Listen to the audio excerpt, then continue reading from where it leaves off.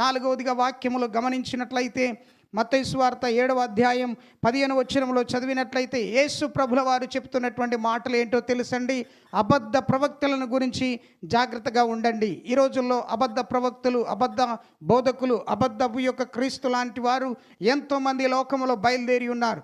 దేవుని యొక్క వాక్యమునకు బదులుగా సొంత వాక్యాలు బోధించే వారు ఉన్నారు. అయితే వారి విషయంలో నువ్వు జాగ్రత్తగా ఉండాలి అనేటువంటిది దేవుని యొక్క మాటే అయి ఉన్నది. అందుకే యేసు ప్రభుల వారు చెప్తున్నారు, అబద్ధ ప్రవక్తలను గురించి నీవు జాగ్రత్తగా ఉండు, అబద్ధ బోధకులను గురించి నువ్వు జాగ్రత్తగా ఉండు. ఐదవదిగా గమనించినట్లయితే పులిపిండి విషయమై మీరు జాగ్రత్తగా ఉండండి అని లూకా సువార్త 12వ అధ్యాయం 1వ వచనంలో దేవుని యొక్క వాక్యం సెలవిస్తుంది. పరిసయ్యులు, శాస్త్రులు, వేషధారుల వలె మీ యొద్దకు వచ్చినప్పుడు వారి యొక్క పులిపిండి విషయంలో మీరు జాగ్రత్తగా ఉండాలి. జాగ్రత్త జాగ్రత్త జాగ్రత్త అనేటువంటిది చాలా ప్రాముఖ్యమైనటువంటి విషయం.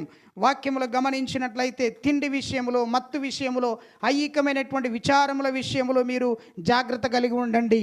లూకా సువార్త 21వ అధ్యాయం 24వ వచనం చెప్తా ఉంది. ఈ రోజుల్లో మానవులందరూ కూడా తనకిష్టమైనటువంటి రీతిలో ఉన్నటువంటి భోజన పదార్థాలను భుజిస్తూ ఉంటున్నారు. కానీ దేవుని యొక్క వాక్యం చెప్తుంది, ఈ లోక సంబంధమైనటువంటి తిండి వలన, మత్తు వలన, ఐహిక విచారముల వలన నీవు పాపములో పడకుండా నీవు జాగ్రత్తగా ఉండాలి అనేటువంటిది దేవుని ప్రణాళిక అయి ఉన్నది.